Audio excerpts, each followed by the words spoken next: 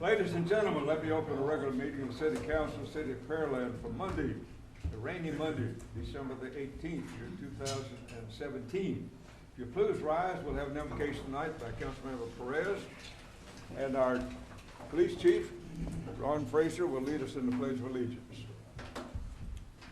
Bow your heads with me, please. Lord, we ask for your guidance as we make decisions tonight that affect all the citizens of Pearland and the surrounding area. We ask that you keep our military and first responders safe and all the citizens of Pearland safe. And I wish everybody a Merry Christmas or a Happy Holiday. In your name we pray, amen. Amen. You would face the flag and join me in the Pledge of Allegiance.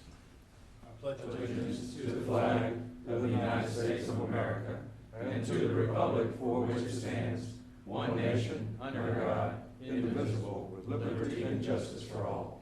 And to the Texas flag. Honor the Texas flag. I pledge allegiance to thee, Texas, one state, under God, one and indivisible. I want to appreciate all of you being here tonight. It's, I understand, a little misty outside. I think I wrote a song about that, misty. But this is not music tonight. This is a council meeting. But let's move into our agenda. We do have a call to order in place and roll call. All of our council members here, except for Councilmember Ardno and Councilmember Little. Moving to item 4 on our agenda, citizen comments, and we do have a request from Jared Arcendler. There he's back. There he is. Good to see you tonight. Thank you. This is just one. Good evening. Give us your name and address so we can tie your name to our recorded word. Sure. My name is Jared Hostetler. I live at 17410 County Road 127, Pearland, Texas, 77581. My property was recently annexed by the Ariel annexation. I come here tonight to ask you to de-annex my property from the city. My property is located just 400 feet from the properties that were removed from the annexation due to an amendment of the ordinance. These properties are also located closer to the city than mine. Now that we are annexed, we are paying more for our services that we are not receiving. It will be more than a decade before we receive water and sewage to our home. There is now also city ordinances that we have to follow that change our way of life and void the whole reason of us moving to where we did. When we first purchased our home, my wife was pregnant with our second child. We bought a camper and stayed just behind the house, and I worked on the house to bring it to a decent level of improvement to where we can start living in it. When my son was born, this is the house that we brought him to. We have memories in this house, and we don't want to be forced to move out of this house due to the ever-growing city.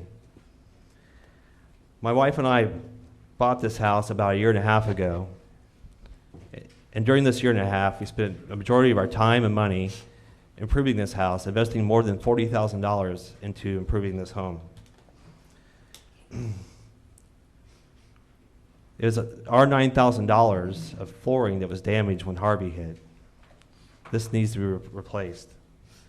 After watching the water recede that encompassed our home, it was 3 days after Harvey that we received our letter of annexation. This timing could not be worse. Due to the repairs that were needed for our house, we were unable to focus on that annexation or take action upon it. Once again, I ask you to please consider de-annexing our home from the city, just as you have removed those homes only 400 feet away from our house from the annexation plan. I thank you for your time, and God bless. Good. I appreciate those comments, and I'm for sure our staff will listen to that as you spoke. Moving in our agenda to item 5, which is our consent agenda. Councilmember Carbone, would you present this for our consideration? Thank you, Mayor. Consideration and possible action, approval of consent agenda items A through C. So moved. Second. We have a motion and a second on the floor. Is there any discussion from the council on this request for approval? Hearing none, Mr. Secretary, we do have a motion and second on the floor. Councilmember Carbone? Aye. Councilmember Moore? Aye. Councilmember Reed? Aye. Councilmember Perez? Aye. Councilmember Owens? Aye. Motion passed 5-0, with Councilmember Little absent from the chambers and Councilmember Okay, Ordno moving in absent our from the agenda night. to item number 1, new business item 1.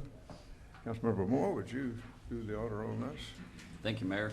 Consideration and possible action, resolution number R2017-186, so moved. We have a motion and a second on the floor.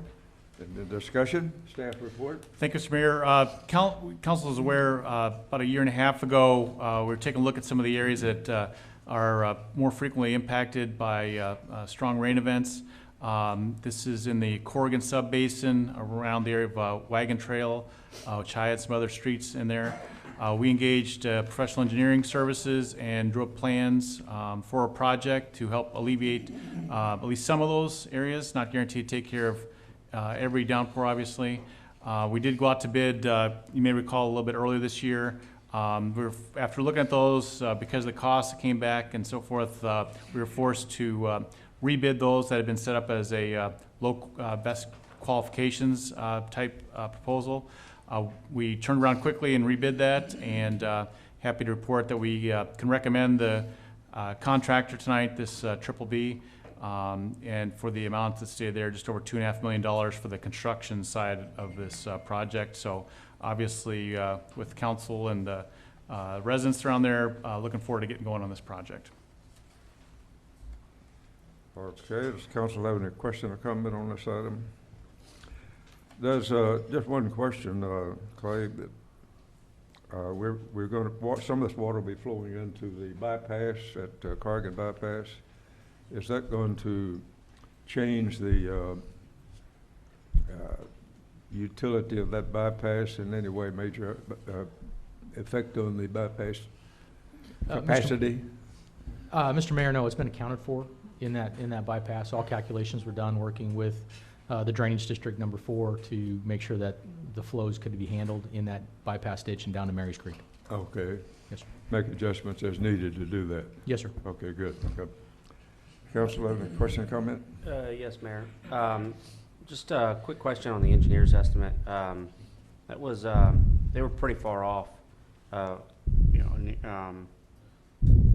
70% off on their engineer's estimate. Did they offer any accountability as to why they were so high? Mr. Councilmember Perez, yes, the aspect, taking a look at the line items, a lot of it was in our general conditions, so they factored a little higher than what the contractors would do in the general conditions portion. Also, some of our estimates they were looking at the time were using all of reinforced concrete pipe for everything underneath, and during the design we changed over to ADS pipe for the smaller runs and the transitions there, and that provided a large cost savings as well. Is that going to be a standard that we're going to?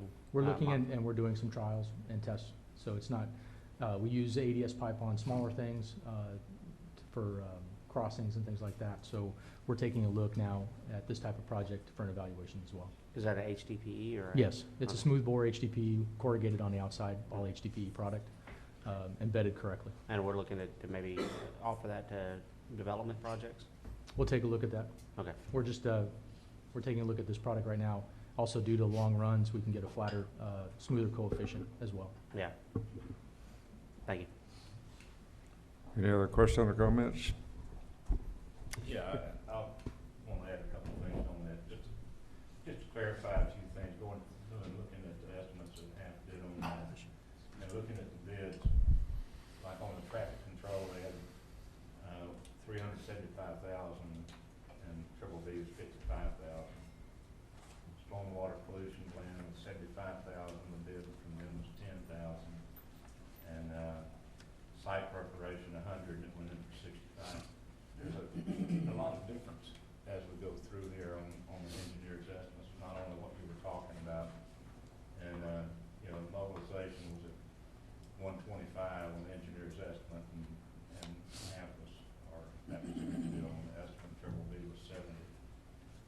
points out quite a bit of difference, you know, like Councilman Perez was saying overall on that, and, just wondering why that they were so high in a lot of those areas.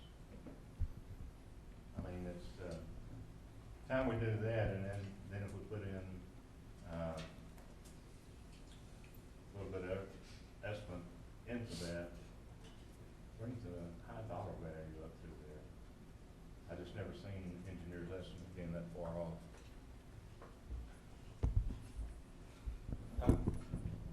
We need a response. That completes your comments? Oh, okay, okay.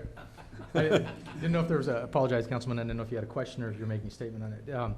Yes, with regards to taking a look at some of the general conditions, if you look at mobilization, we always factor 3% associated with that. So 3% of their bid was $125,000 on the engineer's estimate. If your bid comes down less than that, of course, then that percentage will be less. We're taking a look through line item by line item. We also, I will say, is that we have a hungry community in the contracting world right now. We are seeing a lot more contractors bid on our jobs, which is a great news for us, so that brings in more competition. We're also finding out and attributing to that, some of that is that City of Houston hasn't released as many projects as they have in the past. And so they're still doing some recoveries and there are items like that. We just listened to a presentation on that today. And so that helps us out in the end too. Those contractors are coming towards us, so we're seeing some better pricing. If we go line by line, we do see some areas where they did significant savings. We also see some areas where they cost us more than what we said on the engineer's estimate too. But net overall, yes, you are correct. The engineer's estimate was substantially higher than the highest When bid. you come in and do that, and you got a total on the engineer's estimate of 4.1 million and some change. It just seems like, you know, when you come in at 2.5, actually 2.4 low bid, and I understand why that was, and if you look between the low bid and the other second low bid, there's a lot of justification through there, you know, to go to the second low bid. But when you come in, do you figure the contingency off of 4.1 on the engineer's estimate? We don't bring in the contingency because that's already factored. This is their base. I think one other thing to mention is that this was the second time we bid this project, and the last go around we had one bidder that was very low that was determined not to be basically a non-responsive bidder, and that the only other bidder at that point, they were around the $3 million mark. So, you know, we really didn't change the estimate from that point going forward. And some of the line items that look, you know, very high versus the low bidder, and the traffic control, the site preparation. There's other bidders on down the line where in site preparation that bid $325,000 versus the $100,000 estimate, and $250,000 versus the $100,000 estimate. So obviously, you know, the estimate was too high, and we'll review that with the engineer as far as what they used to develop that. But I think overall we wind up with a good list of bidders and a good bid. My only concern is, did we reduce the scope because of the high estimate, or is the scope the same? No, the scope was the same, and I believe when I was checking back through our last memo, when we decided to reject all bids last go around, we knew at that point we were actually beyond what was in the budget with the second low bidder. It was part of the decision of going back out for bids, and with the bids here, we are, I believe, within the project budget. Thank you, guys. That completes your comments? Yes, sir. Okay. Any further comments by City Council? Hearing none, Mr. Secretary, we do have motion on the floor. Councilmember Moore, Aye. Councilmember Reed, Aye. Councilmember Little, Aye. Councilmember Perez, Aye. Councilmember Owens, Aye. Councilmember Carbone. Aye. Motion passes 6-0. Moving in our agenda to item number 2, Councilmember Reed, would you do the honor? Thank you, Mayor. Consideration of possible action resolution number R 2017-257, so moved. Second. We have a motion and a second. We're in discussion. Staff report. Thanks, sir. This is another capital improvement for this site on our water system. This is a system improvement out on Alameda Road, FM 521. extending it from Broadway basically up towards Shadow Creek, where we have a take facility and some tanks. And this is designed to give us better flexibility and circulation in our water system, and recommend that for your positive consideration. Okay, does the council have any question or comment on this item? Mayor, Excuse me. I've got a question. So this is the water line and also a fiber optic conduit install? I believe that's included in that. We've made that fairly standard for our larger facilities, and shared, I think, a note before about how we're trying to build that out so we can have that supervisory control and data acquisition system citywide. That would be that's going to be a big positive for us as we get a more complicated and robust system, so we can not only monitor all of our systems and facilities, but also get to the point where we can control those and levels, pump speeds, et cetera, remotely and electronically in quicker time. And that, is that fiber also used for, I guess the question, the constructionist water lines coming out of the enterprise fund, so is it appropriate that the enterprise fund pick up all the cost of the fiber conduit?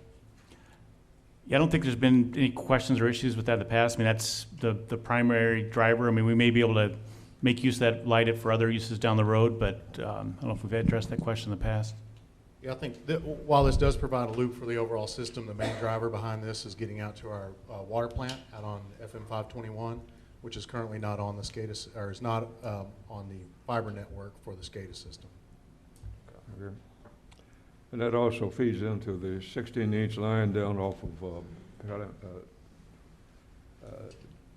West Broadway, Yes, which then there's a couple of developments going in down that area, so that would take care of providing adequate water supply down there. So that's good.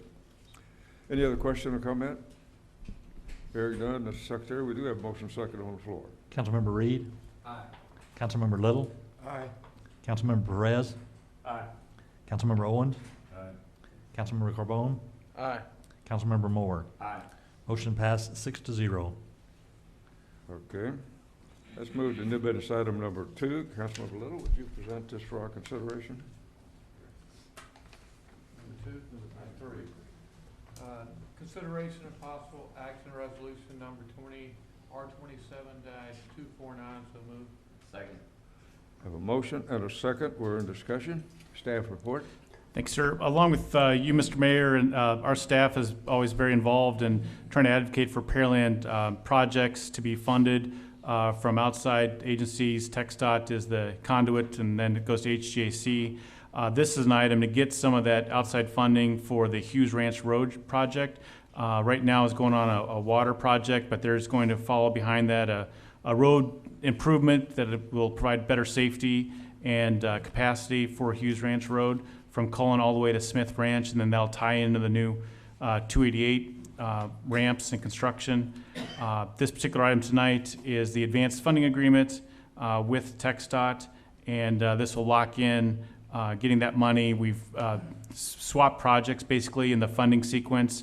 McCard's going to push back a year, and we're bringing forward a Hughes Ranch Road project here to get that done a little bit faster, and that'll be a welcome relief for east-west traffic across Pearland. Council have any question or comment on this item? Yes, Mayor. Councilman Moore? So will this widening take place in conjunction with the widening of 288, so that we're not going to end up having to do something and then they come along and dig up our stuff and then we got to redo it?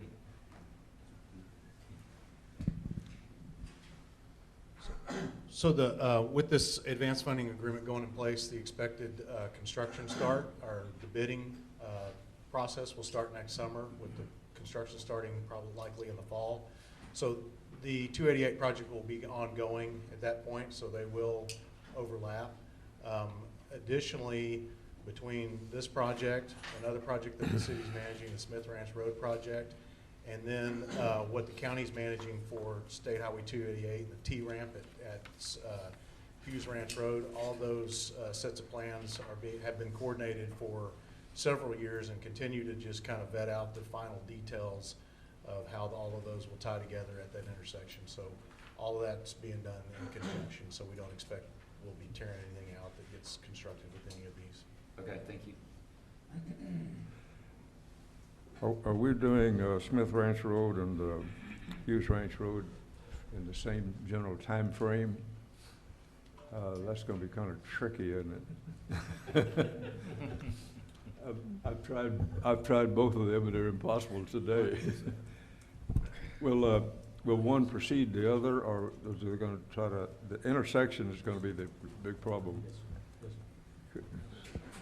It's always down to scheduling. So with Hughes Ranch Road moving up, we're around getting close to 30% design on Smith Ranch Road. We're going to be heading towards the avenue of getting that designed and then moving that in 2019 as well. So it'll be scheduling, but then also be tying in with the T-ramp as Trent also stated too as well, with regards to coordinating with the county when they bring that in. So we've been removing and moving utilities out. It's been a coordination, and it'll always be a coordination issue that we'll always look out to maintain traffic and maintain that option for the traveling public as well. Yeah, be kind of neat if we go out and do the intersection of Smith Ranch to McCord Road and Hughes Ranch Road, excuse me, and at least get that in place so that any future work on the Smith Ranch Road can take any time it wants to, and same way with Hughes Ranch Road. So anyway, I think it's a great idea. It's going to accelerate both of them. Any other question or comment from council? Yes, Mayor. A couple of things. Is the signal at Smith Ranch and Hughes Ranch, is that included as part of the Hughes Ranch or the Smith Ranch Road? I think all the above, and whoever gets there first, but I'll Fair let enough. Robert actually answer that question. That is a coordination. It is, Mr. Epperson is correct with regards to the fact that it's who gets there first.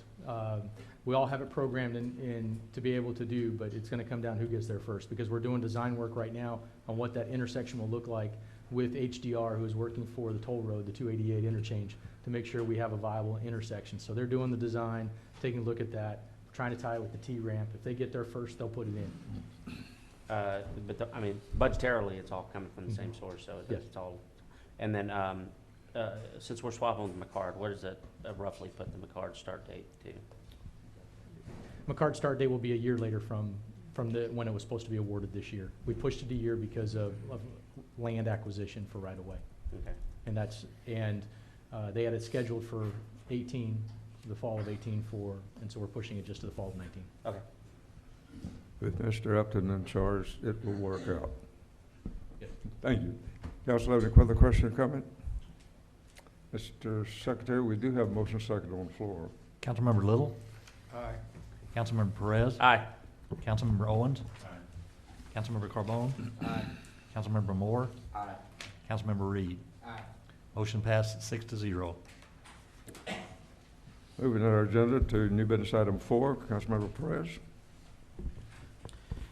Thank you, Mayor. Consideration possible action, second reading of ordinance number 1544-1, so moved. Second. We have a motion and a second. We're in discussion. Staff report. Thank you, Mr. Mayor. This is the second reading. You saw this last week. This encompasses our traditional rollovers, a couple other budgetary hanging chads, and then the recognition of the correction that was discussed last week to the general fund balance, and recognize that for 17, and then plans for how we deal with that, and also the Harvey impact budgetary towards 18. We are into, made our first filings with FEMA and expect the debris removal and then our emergency response reimbursements to come back, and we've shared with you how we recommended dealing with that from a budgetary standpoint in the interim.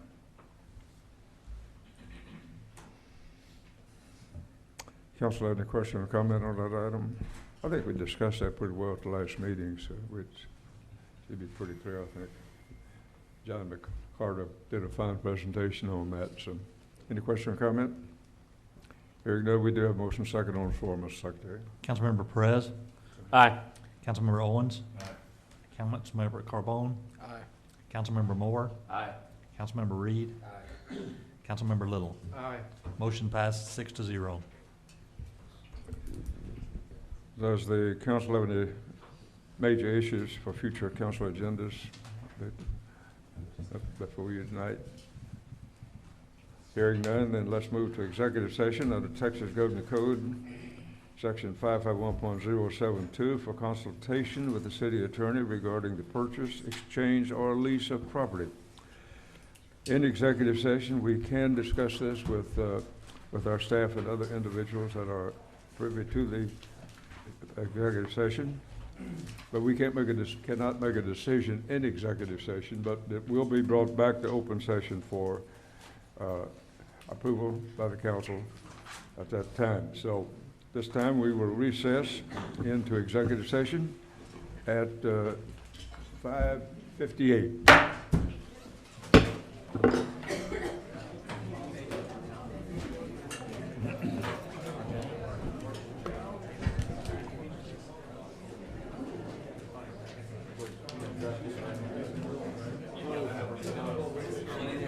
So let's return from executive session at 6:47. Moving in our agenda to new business item 1. The council will take no action on this item. There being no further. Moving to other business. There is none, and we do have item 8 as an opportunity for me to adjourn this portion of the council meeting, and also do it this time at 6:47.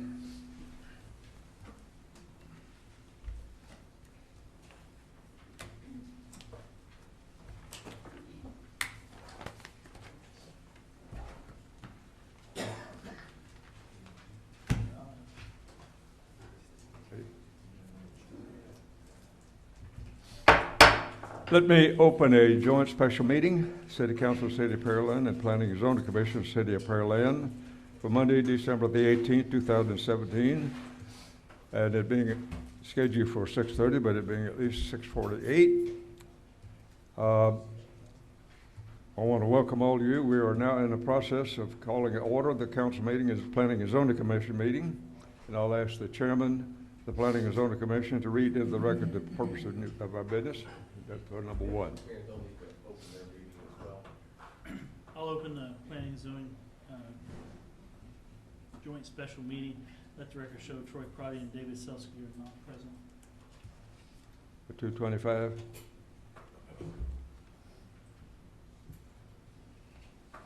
Okay.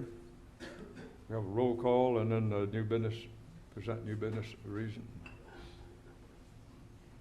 And what did you present? I'll present new business item number 1, conditional use permit application CUP 17-00025, a request of Ward Getz and Associates LLP, represented by Danny Grimaldi, applicant on behalf of Speed Shore Company, represented by Spencer Bennett, owner, for approval of a conditional use permit CUP to allow for a privately owned helipad located in a light industrial M1 zoning district on approximately 11.9838 acres of land. The general location is 3330 South Sam Houston Parkway. Staff report.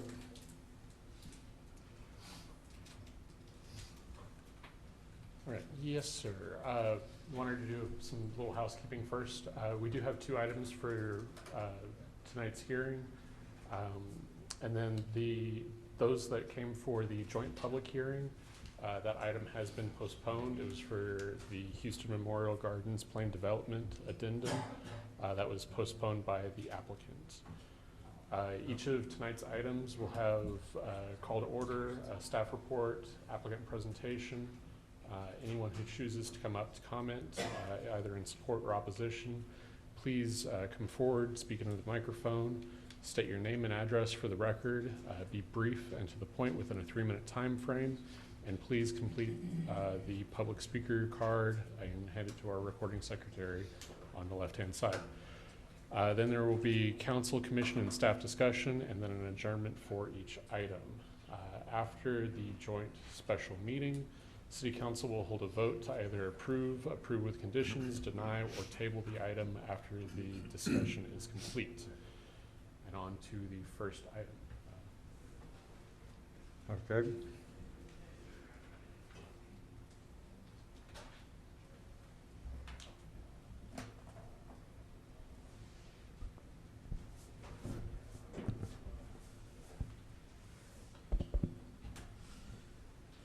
Thank you, Mr. Mayor and City Council.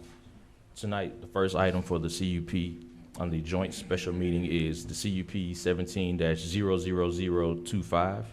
It is a request of Ward, Getz and Associates, LLP, represented by Danny Grimaldi, applicant, on behalf of Speed Shore Corporation, represented by Spencer Bennett, owner, for approval of a conditional use permit to allow for a privately owned helipad to be located in the light industrial M1 zoning district on approximately 11.9838 acres of land. General location, 3330 South Sound Houston Parkway. Summary requests. The Speed Shore Corporation manufactures a variety of trench safety equipment, and the subject property is zoned M1 or light industrial. The M1 zoning district encourages light industrial and manufacturing land uses. And this proposed development is for a helipad for the Speed Shore Corporation. And the surrounding areas are all zoned M1 or they're located outside of the city limits. Exhibit 1, this is the zoning and area map, and the subject area is highlighted in red as you see. Exhibit 2 is the future land use plan map, and again, the subject area is highlighted in red. This is a preliminary layout plan of where the helipad will be located at on the property. This is a view facing north. As you see, it's the Beltway 8 frontage road. This is a view facing south onto the property. This is a view facing east. And this is a view facing west. Prior to tonight's joint special meeting, staff has not received any phone calls in support or opposition in reference to the conditional use permit, nor have we received any emails as well. Code conformance table. So according to the code conformance table that we go by, it pretty much passes all of the conformity tests in relation to the comprehensive plan. It conforms to the light industrial district, future land use plan, map destination. In regards to the thoroughfare plan, Sam Houston Parkway frontage road is a major thoroughfare of sufficient width. According to the UDC, the proposed land use designation of light industrial conforms. In regards to platting, this is just an accessory use, so therefore a plat will not be required in this regard. And in regards to utilities, the subject property has access to sanitary sewer and water line facilities.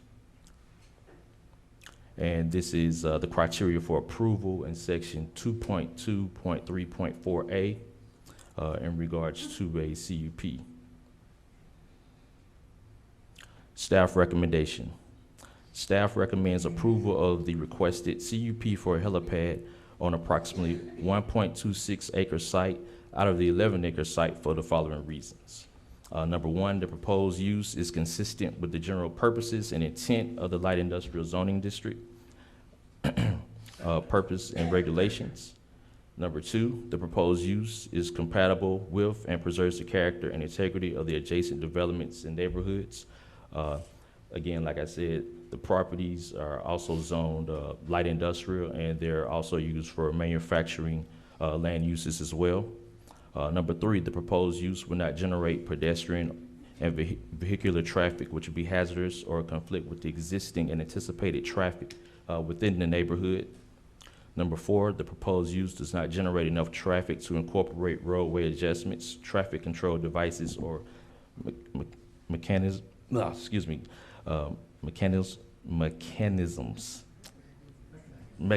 Yeah. Pardon me, yeah. Mechanisms, pardon me. Number five, the proposed use meets the standards for the M1 zoning district. The design layout plan will follow the FAA, Federal Aviation Administration criteria for the helipad site. And this completes staff report. Okay.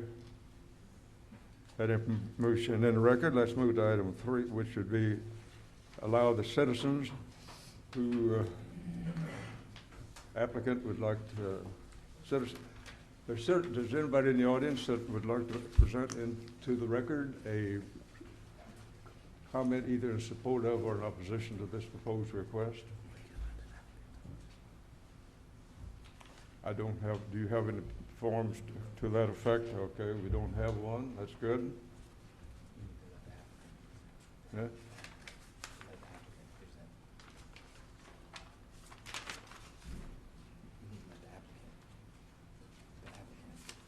Yeah.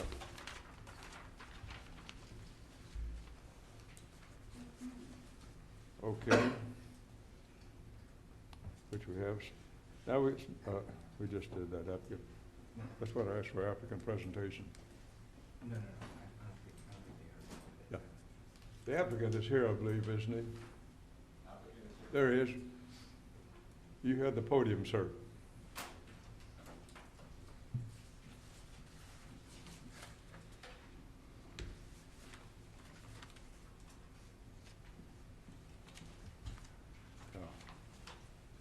Good evening to all. Basically, I don't have anything other than to add other than the fact that the helipad, it is privately owned, but it will be access for any emergency vehicles that would like to use it. There are no gates at this property, located at 3330 South Sam Houston Parkway. And like I said, it's privately owned, but accessible by any emergency vehicle that needs to use it at any point in time. So don't have anything other than that to add. The presentation that was given earlier was pretty much basically right on what we're trying to do. Is basically, like he said, it's a helipad for just access of a helicopter to the site. Any questions? Good. I appreciate your comments. Thank you. Thank you so much. And then following that, just for an opportunity for a person wishing to speak for or against the proposed request. And hearing none, moving to Planning Commission and Council staff discussion. Mr. Chairman, I'll let the Planning Commission, along with Santa Claus, make any requests, comments that you feel necessary. Thank you, Mayor. I don't have any comments other than pages 19 through 29 seem to be of an unrelated. Yeah, the rail yard in Baytown. Yeah, so just need, when this goes forward, just need to clear those out of the package. The site plan is not a part of the resolution, so those would not be Well, included. it's for a rail yard in Baytown.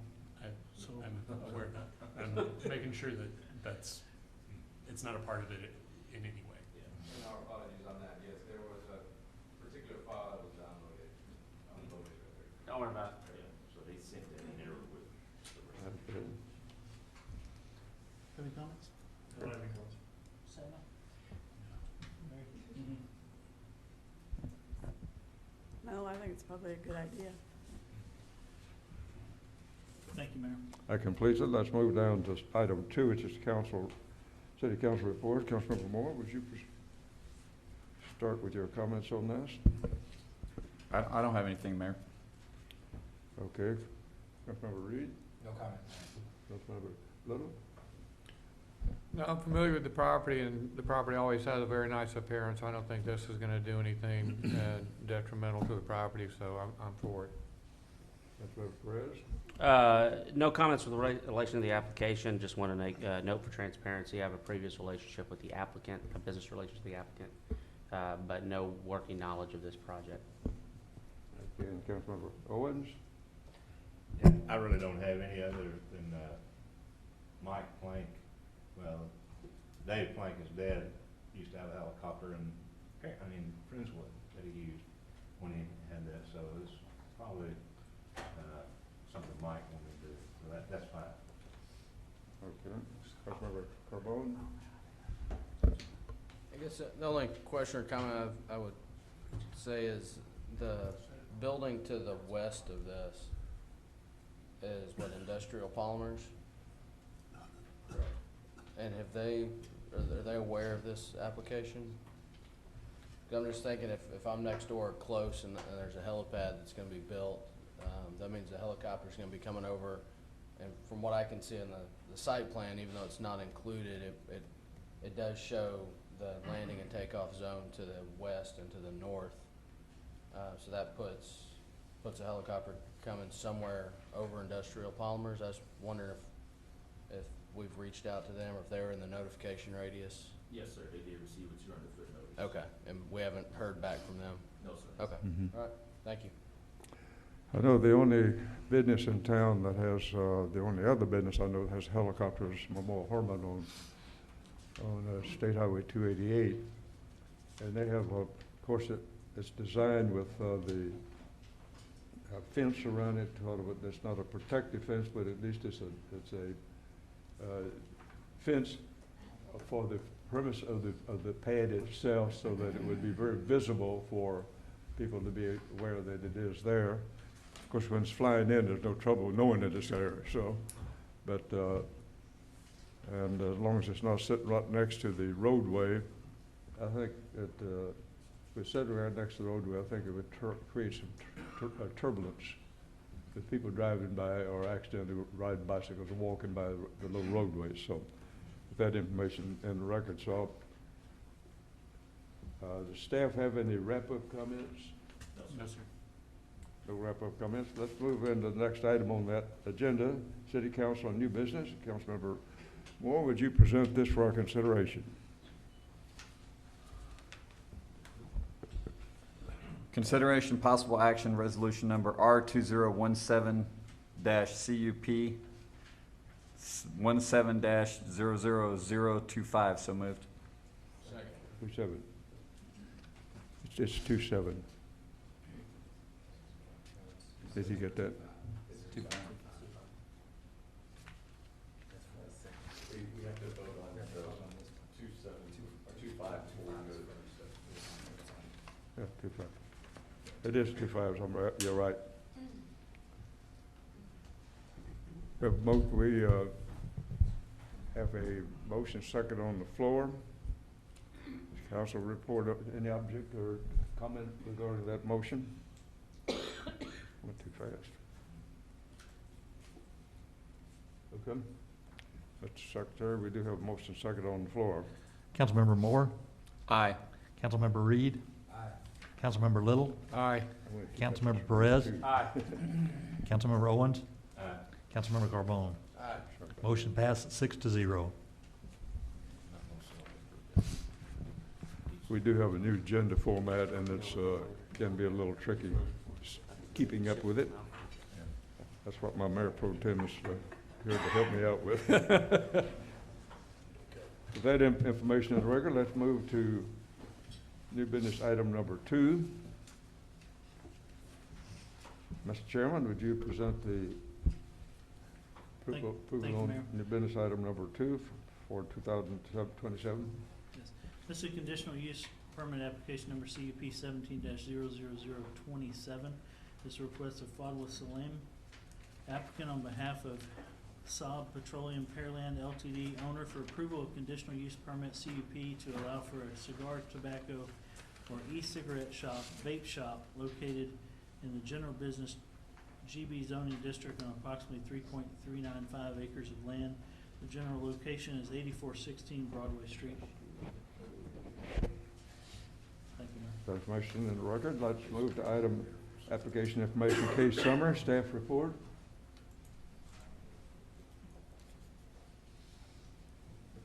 Thank you, Mayor, City Council, and Planning and Zoning members.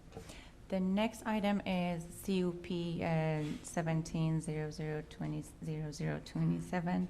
It's a request of Ms. Fatwa Salam on behalf of SAAB Petroleum Pearland for approval of a conditional use permit to allow for a vape store in a general business zone district on approximately 3.395 acres of land. The general location is 8416 Broadway, Suite 120.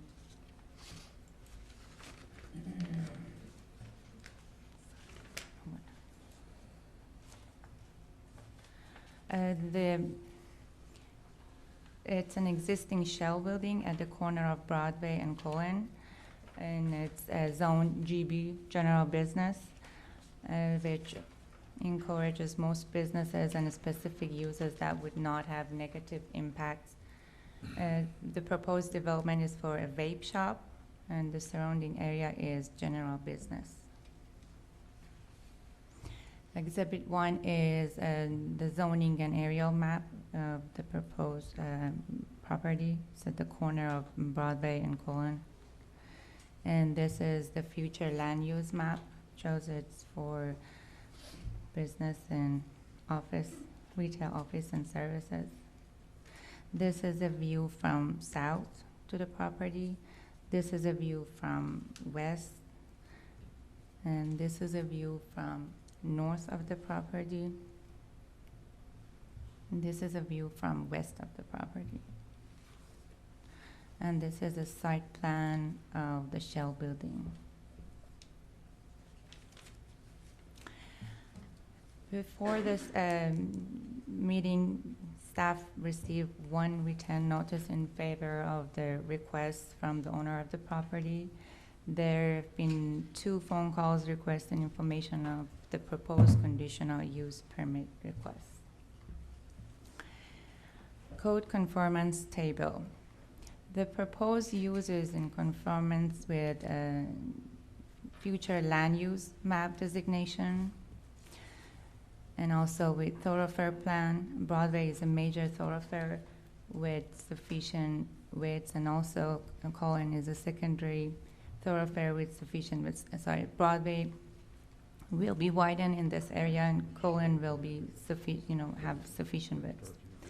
But the proposed use is consistent with UDC, but not with adjoining uses. It's already platted, the property is already platted and has access to water and utility line. This is criteria for approval, section 2.2.3.4A CUP. Staff recommends denial for the requested CUP for a vape shop for the following reason. The proposed use of a vape shop is not compatible with and does not preserve the character and integrity of the adjacent commercial development. If approved, the proposed use would be in the same development as a learning center daycare, which provides childcare for children aged 6 weeks to 12 years old. Number 2, the proposed use does not incorporate any features to minimize adverse effects, including visual impacts on adjacent suites and property. And this completes staff report. And this is the site plan of the building. Okay, thank you so much, I appreciate that. Let's move to item 2, which will let the applicant make a presentation of the project. And thank you for being here. If you give us your name and address, so we'll be able to lock it in with our recorder, since we are recording this, and give your presentation. Okay, thank you. Thank you for seeing us. Thank you. So, if it's okay, I did bring pictures of my existing businesses. Can I pass that to you? And I did bring a prop, so that we have an idea of what it is that we do. So these are e-cigarettes, which is known to everyone to help people to quit smoking cigarettes. We also carry a long line of cigars. It's kind of like a cigar bar minus anything except Why don't you outside hold of just a cigars. second, let your Yes, sir. information get down through the... Mayor, those are individual pictures, so you'll have to look at each one of them, so it's. Just take one.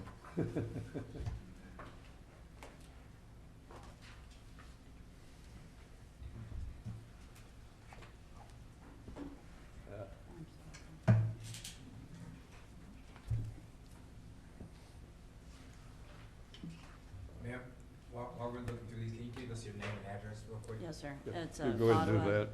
Fadwa Salem, and it'll be 15834 Misty Heath Lane, Houston, 77084.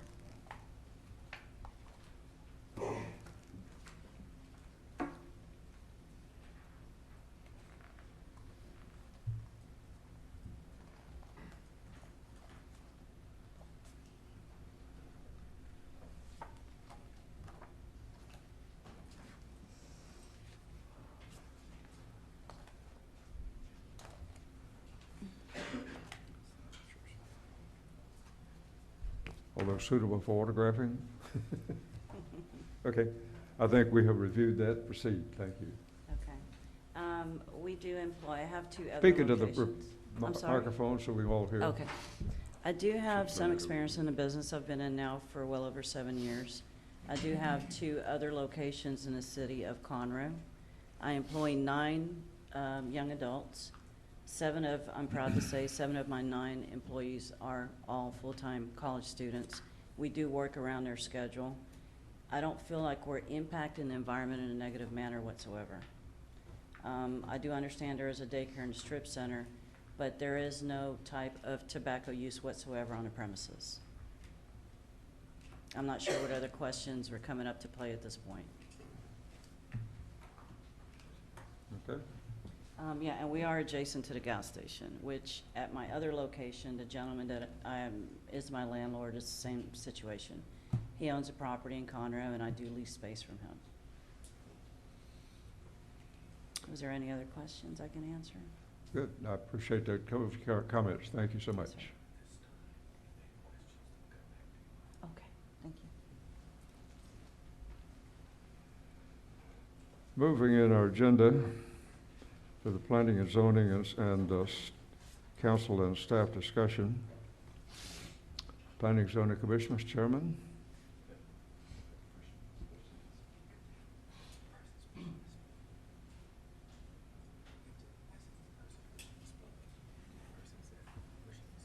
Person wish to speak for or against the proposed request is right.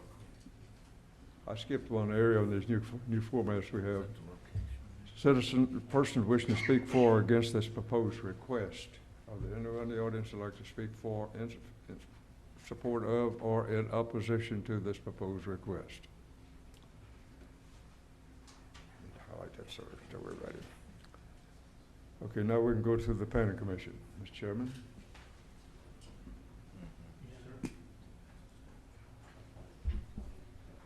And you may take the time to look at that first.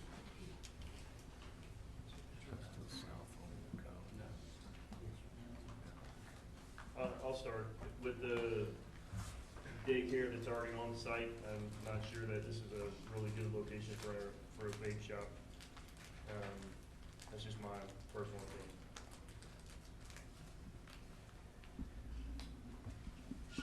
Mayor, do you have comments?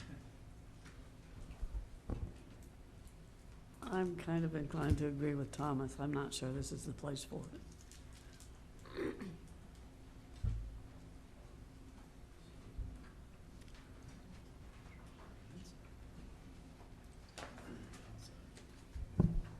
I agree. Being that there's a daycare there, even though they say there's no tobacco use there, but there's, to me, it's just not the right spot.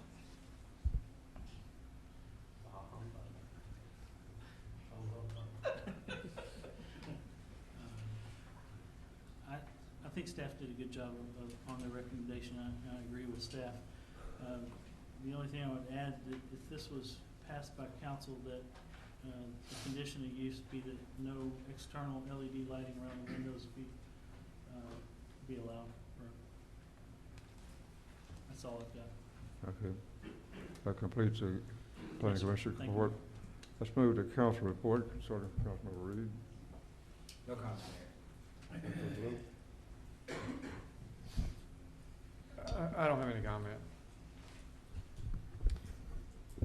I would just say that I'm inclined to agree with staff, that this is not the right location.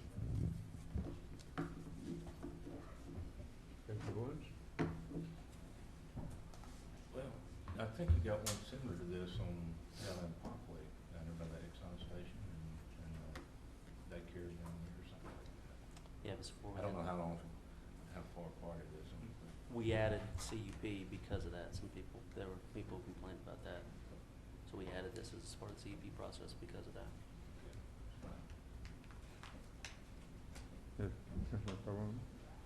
I agree with staff and Santa Claus. No comment, Mayor. No comment, okay. Staff report, staff wrap-up comments? No wrap-up. Okay. Next item on our agenda is City Council new business. Councilmember Reed, would you present this for our consideration? Thank you, Mayor. Consideration of possible action resolution number R 2017 CUP-17-00027. So moved. Second. We have a motion and second. We're in discussion. Yes. Council, you have a council report? Councilman Action? Councilman Moore? Councilman Reed? No. Raz, you had any comments? Any action come for Owens? Okay. We do have a motion second on the floor, Mr. Secretary. Councilmember Reed? No. Councilmember Little? No. Councilmember Perez? No. Councilmember Owens? Same, no. Councilmember Carbone? No. Councilmember Moore? No. Motion fails 6-0.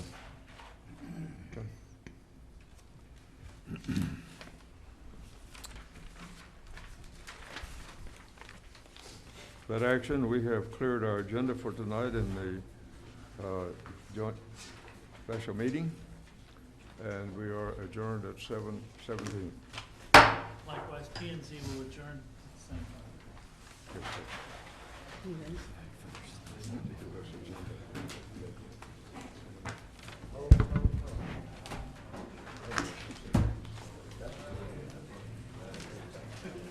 Why can't we just stay here and finish it?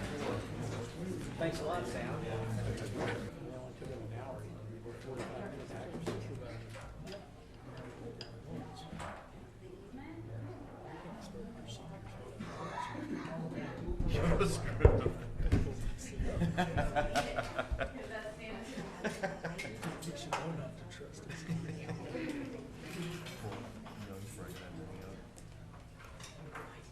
Is Lawrence with us, or? Oh, there he is, hey.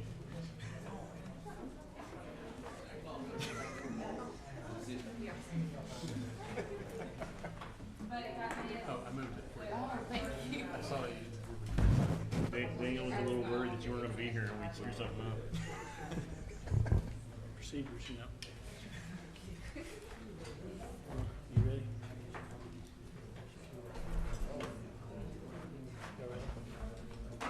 Good.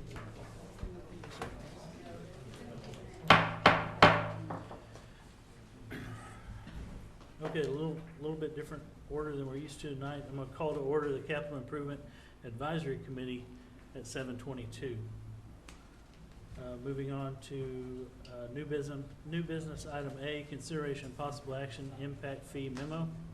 The draft impact fee study was presented and included in a workshop with the Capital Improvement Advisory Committee on December 4th, 2017. And as a result, the CIAC requested staff to draft a memo of their comments to the City Council.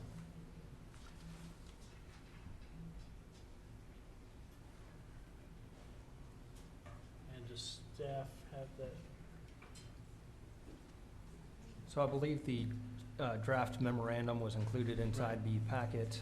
Primarily what the CAIC is doing is acknowledging that staff's assumptions for the land uses and also the methodology for the capital improvement was accurate. And that's really what they're looking for, but if there are additional comments, we just ask that you notify staff so that we can make that amendment and or so that you can make that amendment rather and provide those comments so that this could be presented to City Council. The example of one comment that I believe was heard and that staff went out and addressed was in regards to the land use assumptions at Cullen and Brookside, with that being now a apartment community, and the engineering department went and made that adjustment. Okay. I have, do we need a motion and a second on this, or is this? To take action, you would typically need a motion and a second, so. Do I hear a motion to approve the draft letter as presented or as prepared? So moved. I'll second. Have a motion and a second. We're in discussion. Any commissioners have anything to add to the letter?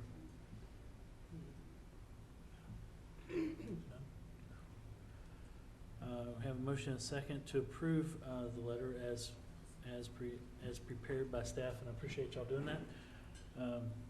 Any further comments? All those in favor, signify by raising your right hand. Motion to approve passes 4-0. Also for the record, Troy Prodi and David Selski are not present. Okay, so we will adjourn the CIAC at 7:25. And likewise, call to order the regular P&Z meeting at 7:25. Again, let the record show Troy Prodi and David Selski are not present. Moving on to item 5, the consent agenda. We have a few items on the consent agenda. Item A, consideration possible action approval of minutes from the December 4th, 2017 meeting. Consideration possible action final plat of Stewart Heights, Section 11. I believe that is all the items for the consent agenda. Do any commissioners wish to remove an item from the consent agenda? Hearing none, do I hear a motion to approve? Move to approve the consent agenda. Second. Have a motion and a second. All in favor, signify by raising your right hand. Motion passes 4-0. Moving on to item 6, new business. Item A, consideration possible action variance from minimum lot depth to allow redevelopment of a lot. This is a request of Robert Pope, applicant on behalf of Tren Lee, owner, for the approval of a variance permitted in section 2.4.4.5 C1C of the Unified Development Code, ordinance number 2000T, to reduce the minimum lot depth from 125 feet to 112.5 feet for an existing lot zoned Old Town Site General Business. The general location is 2214 Main Street. Do I hear a motion? I'll move to approve the variance. Second. Have a motion and a second. Staff have a presentation.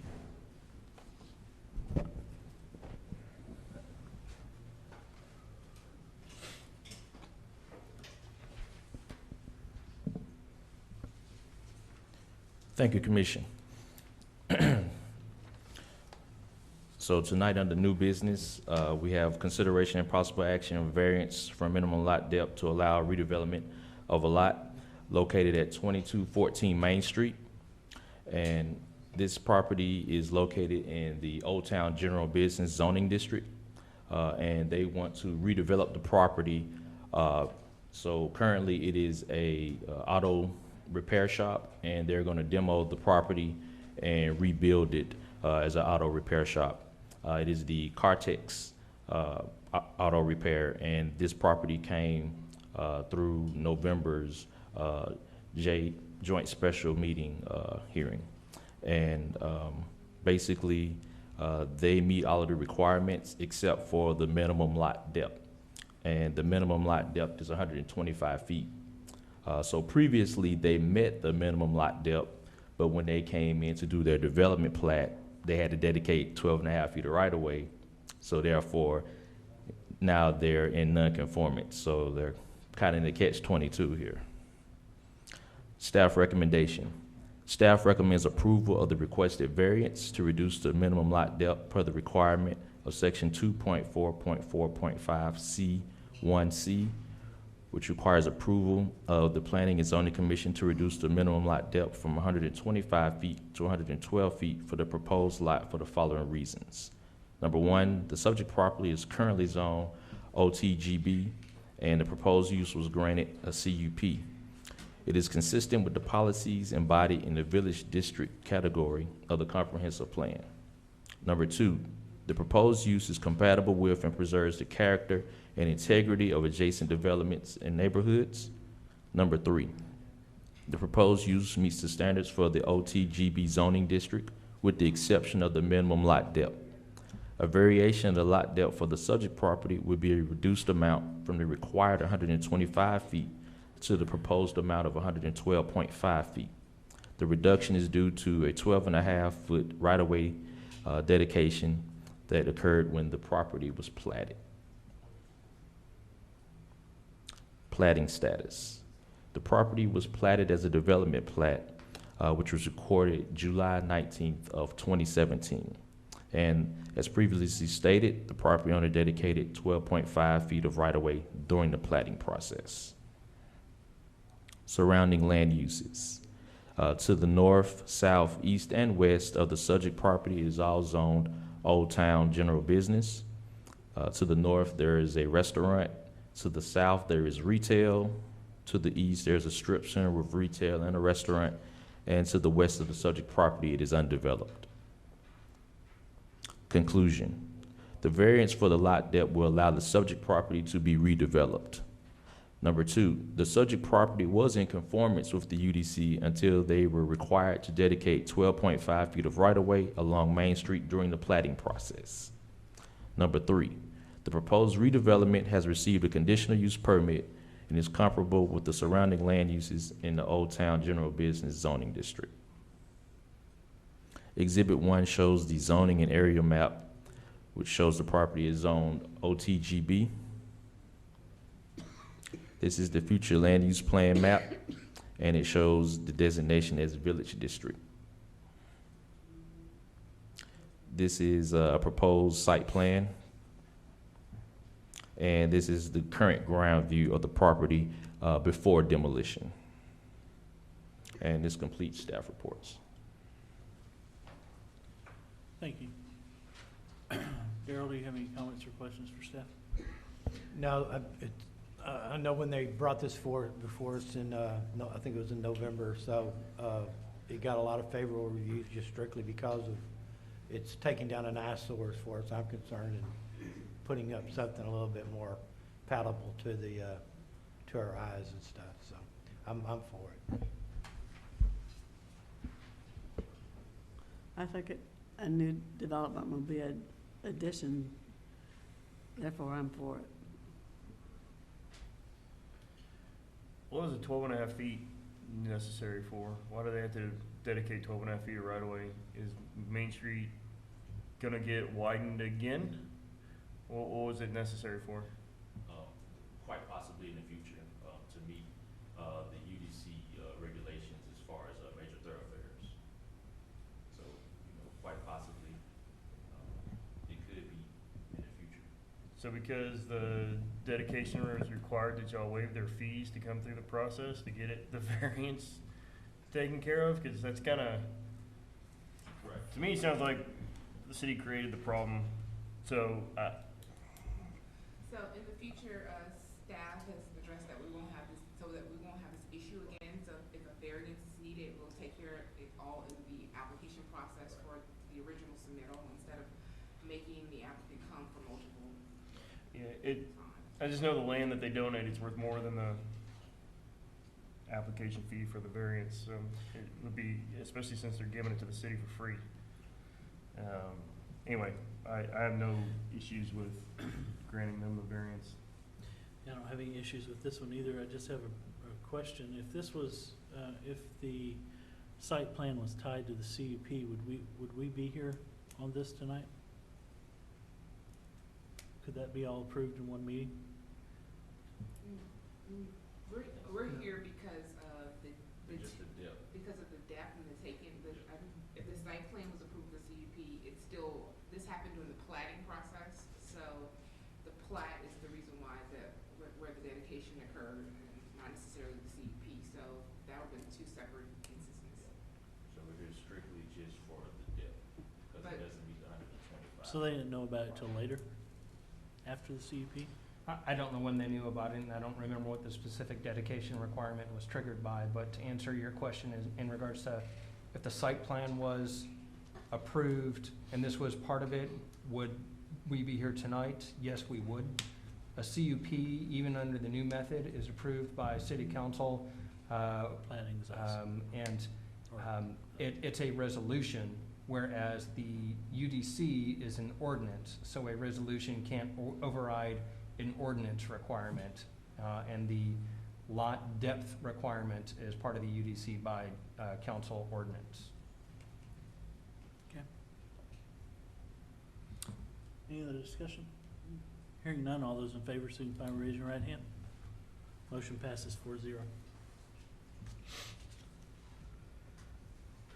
Moving on to item B, consideration and possible action, variance from minimum lot width, depth, and area to allow platting of a lot. A request of Dario Barrio, sorry if I got that name wrong, applicant and owner, for approval of a variance permitted in section 2.4.6, C1A, B, and C of the Unified Development Code Ordinance number 2000T to reduce the minimum lot width from 150 feet to 93 feet, the minimum lot depth from 125 feet to 122 feet, and the minimum lot size from 22,500 square feet to 11,346 square feet for an existing lot zone general commercial.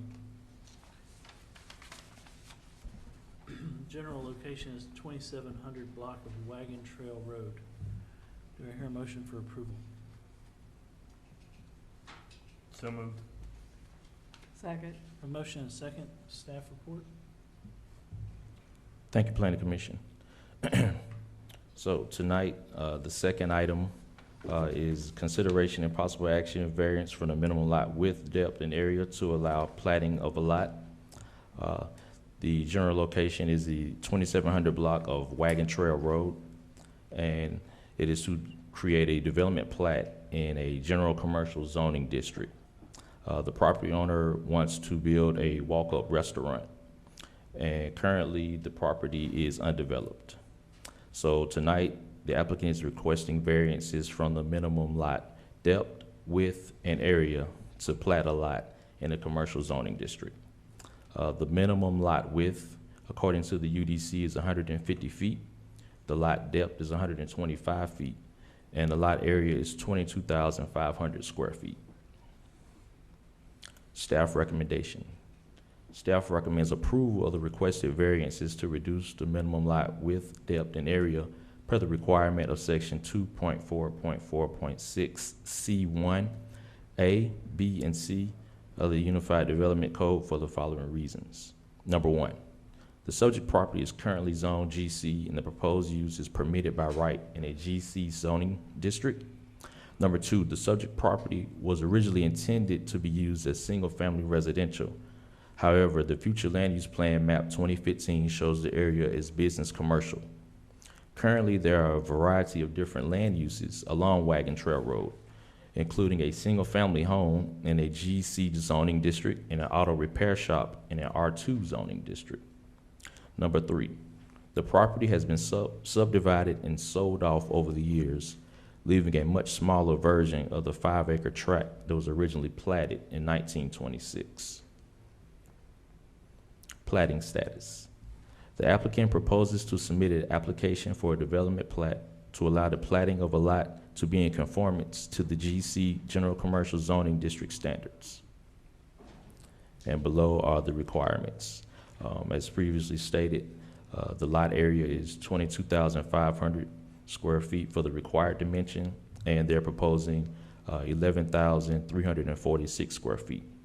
The minimum lot width is 150 feet, and their proposed lot will be 93 feet, and the required minimum lot depth is 125 feet, and their proposed lot dimensions are 122 feet. Surrounding zoning and land uses.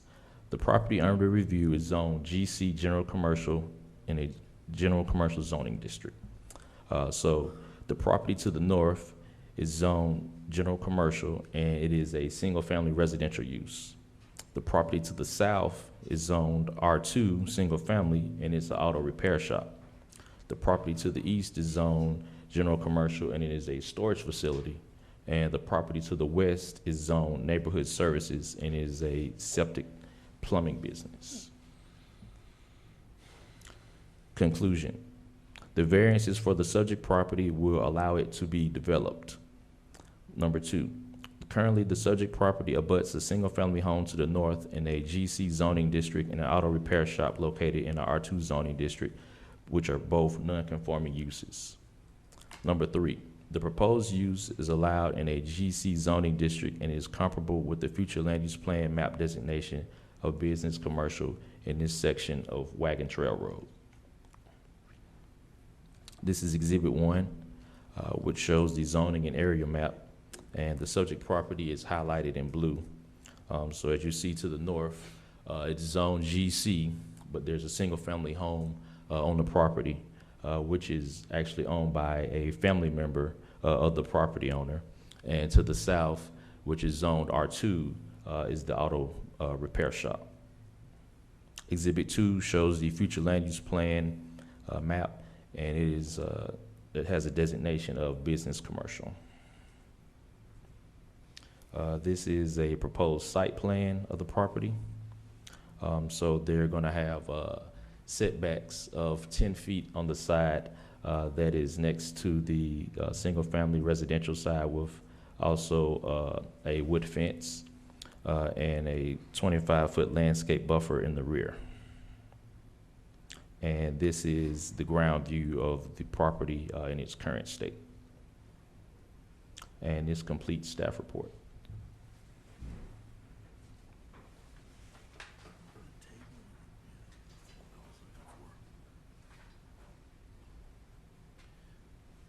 Let me look at one thing real quick.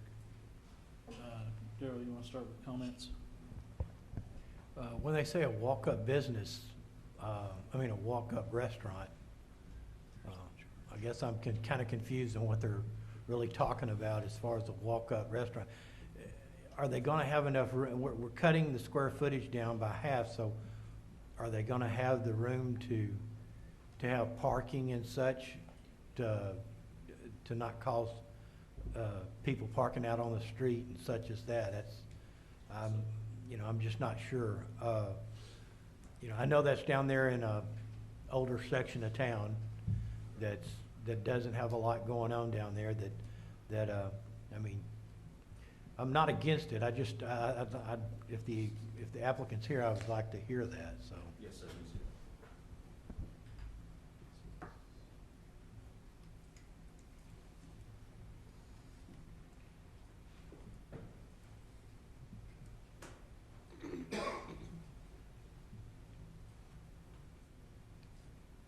Good evening.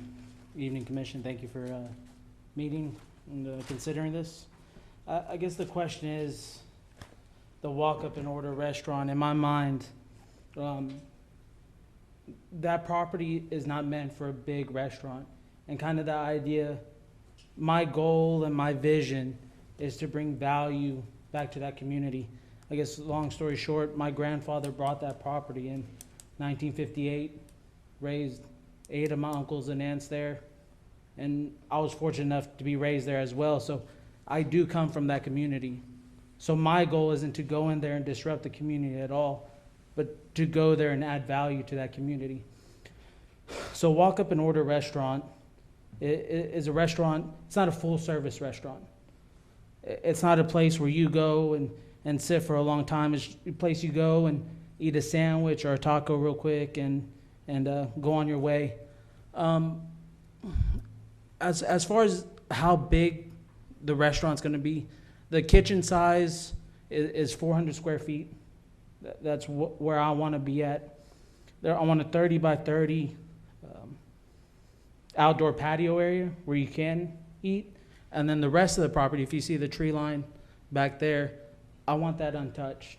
I want an area where families can come, eat, sit down outside, and be able to enjoy the outdoor area. When I was growing up, those were the places I enjoyed eating that I think Pearland is kind of missing right now. As far as parking, we were approved for an 8 parking spot area. The depth is deep enough where we can add 3 more parallel parking spaces to the front of it. My Uncle Tony is the residential house in the GC area. We have every intention of, when he's ready to sell, we want to purchase that property from him. He's not willing to sell right now. He knows the full plan and everything of the property there, and he's okay with it. He's on board with it. I have his number. He said feel free to call him if there's any issues. So yeah, that's my vision. That's my whole goal. It's not to go there and create a rush, but just to bring value to that area. And I'm not planning to cram a lot of stuff in that little area.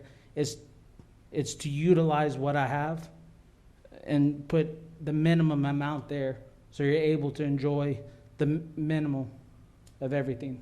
The outdoor sitting area and where you can have family time.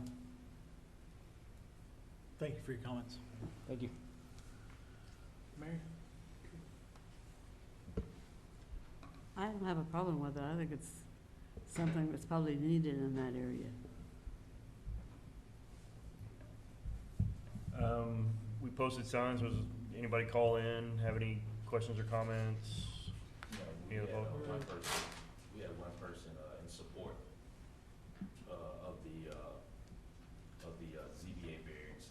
So just for clarity, this property received a ZBA, Zoning Board of Adjustments variance, beginning this month in regards to the setbacks, because UDC requires a 25-foot landscape buffer for properties that abut residential use or properties zoned for residential use, which in this case, to the north and south. To the north, it's a residential use, and to the south, it's zoned residential. So they received a variance for the landscape buffer from 25 feet to 10 feet, and he's also going to provide a fence, wood fence along that property to the north. And I just wanted to state, just for clarification, that the use itself is a permitted use in the zoning district. The variance is for the property actual size, the depth, the width, and, the depth, the size, and the width, right?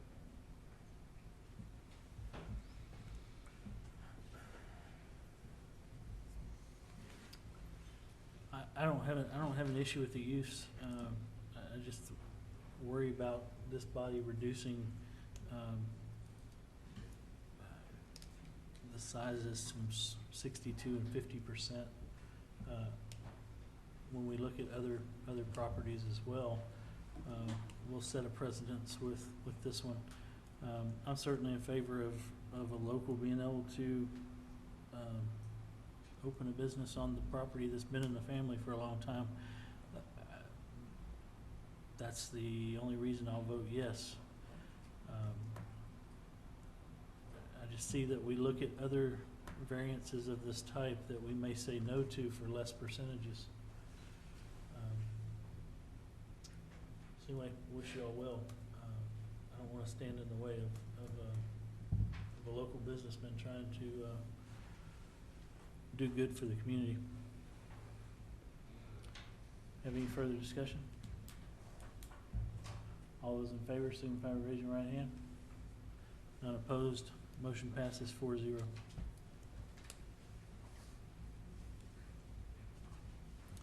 Moving on to item 4, Commissioner's Activity Report. I'm gonna be busy. You're gonna. C. Oh, I circled it, but I didn't get to it, sorry. Okay, got one ahead, sorry. Thank you for bringing that to my attention. Okay, we'll go back. Item C, consideration possible action variance for 2 flag lots within the RE Single Family Estate Zoning District. This is a request of Chris Hendrick of the Wilson Survey Group, applicant on behalf of Letitia Tanvir. Sorry if I messed that one up. Owner for approval of a variance permitted in section 2.6.1B1 and for the approval of a variance permitted in section 2.4.22C1B of the Unified Development Code, Ordinance number 2000T, to allow the creation of 2 flag lots with the RE Single Family Estate Zoning District on approximately 6.878 acres of land. The general location is 9521 Sterling Drive. Do I hear a motion to approve? So moved. Second. A motion and a second. Staff report. Thank you, Commissioner. So item C tonight, the new business is consideration and possible action variance for 2 flag lots within the RE Single Family Estate Zoning District. So this property is located at 9521 Sterling Drive, and they want to create a development plat in a RE zoning district. The property owner basically wants to build single-family homes on the subject property, and he's requesting a variance to create 2 flag lots in a residential zoning district. And the minimum lot width is 120 feet. Staff recommendation. Staff recommends approval of the requested variance for the proposed flag lots per the requirement of section 2.6.1.1B1 of the Unified Development Code for the following reasons. Number 1, the subject property is currently zoned single-family estate district, and the owner wants to build single-family homes on the property. The proposed use is a good fit because the other properties along this section of Sterling Drive have been developed as single-family residential. Number 2, the subject property is undeveloped and will remain in this state until the property is platted. Currently, the land in the rear is landlocked. However, the flag lot variance will allow for the development of conforming lots. Platting status. The applicant proposes to submit an application for a development plat to allow the platting of lots in conformance to the RE single-family estate zoning district standards. So right now, the required dimensions for RE single-family zoning district is 1/2 acre or 21,780 square feet. This proposed lot is 6.8.7.8 acres total. The lot width is 120 feet, and for the requirement, and for the flag lots, it will vary from 50 to 385 feet. And the minimum lot depth is 90 feet, and the proposed lot dimensions, as far as the depth, is approximately 467 feet. Surrounding land uses. To the north, south, and east is all zoned RE single-family estate, and to the west, it's zoned SR12 suburban residential estate district, residential district. So the property to the north is an elementary school. To the south and to the east is single-family residential. And to the west, you have some single-family residential and some manufactured homes mixed in as well. Conclusion. The variance will allow for the proposed flag lots to allow the subject property to be developed. Number 2, currently the rear property is landlocked, which is the undue hardship here, while the property in the front, it does have access to Sterling Drive. Number 3, the proposed configuration would conform to the UDC requirements except for the flag lots and is comparable with the surrounding land uses that are along Sterling Drive. Exhibit A shows the zoning and area map. So as you see, the property in the rear of the site is landlocked. It has no access at all to any right-of-way, while the property in the front, it does have access to Sterling Drive there. Exhibit 2 shows the future land use plan map, and it's all designated as suburban residential. This is a copy of the proposed plat for the property, and the bubbled in area shows the 2 flag lots that the property owner is proposing. And this is a ground view of the property in its current state. As you see, it's currently undeveloped. And this completes staff reports.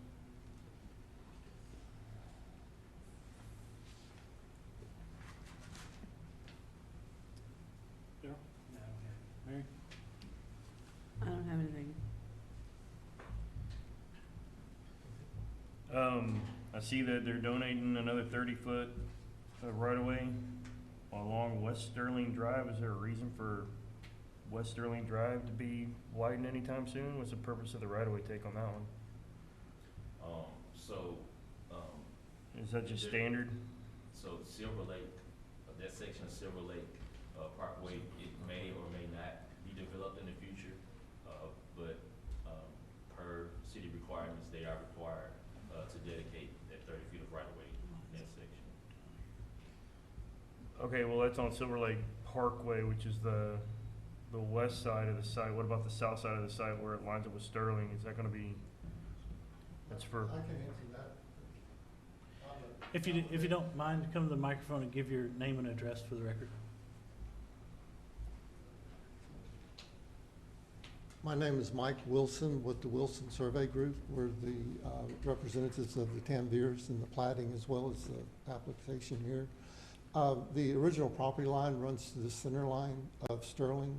Okay. So they needed the 30 feet to clear that up. It had a road easement on it. This will dedicate it as right-of-way, public right-of-way. okay. They're also dedicating. It is a city maintained street right now, though? City maintains it? Cause if it's, okay. Yeah, there's a cul-de-sac dedication at the end that will help with that as well. Okay. Okay, that's my only question. I have no issues with this one. Any further comments? Hearing none. All those in favor, signify by raising your right hand. Motion passes 4-0. Now you can move Okay, it. I'll move on to item 4, Commissioners' Activity Report. Anyone? I understand you're gonna be busy in a few days. Item 2, next regular P and Z meeting, Tuesday, January 16th. If anybody can't make it to that one, let staff know as soon as possible. Any other items? It's gonna be on Tuesday? Yes, it's on a Tuesday, it's the Because day after. MLK is the Monday? Monday's the holiday. Okay. Hearing no other items, I'll move to adjourn at 7:56.